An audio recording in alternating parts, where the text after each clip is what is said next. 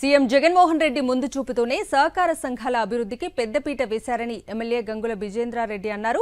నంద్యాల జిల్లా దోర్నిపాడు మండల కేంద్రంలో 28 లక్షలతో నిర్మించిన సహకార సంఘం భవనాన్ని ప్రారంభించారు.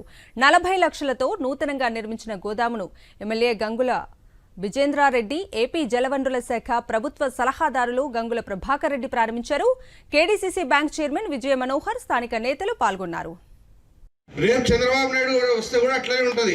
ఇప్పుడు అభివృద్ధి అంటాడు, అదంటాడు, ఇదంటాడు, నానాకవల్లో మాట్లాడతాడు. రేపు అధికారంలోకి వచ్చినాడనుకో బటన్ నొక్కుతాడు, అక్కడ మొత్తం అమరావతి బొమ్మలు వస్తుంటాయి అనమాట. బిల్డింగ్ ఒకటి ఇడ్లీ పాత్ర లాగా ఉంటుంది, చూసింటారు మీరు పోయినసారి. ఒకటి ఇడ్లీ పాత్ర లాగా ఉంటుంది, ఒక పెద్ద బ్రిడ్జ్ వెళ్ళిపోతుంటది, రోడ్ల మీదనే విమానాలు వెళ్ళిపోతుంటాయి. అట్లాంటి బొమ్మలన్నీ చూపిస్తూ ఉంటాడు అనమాట.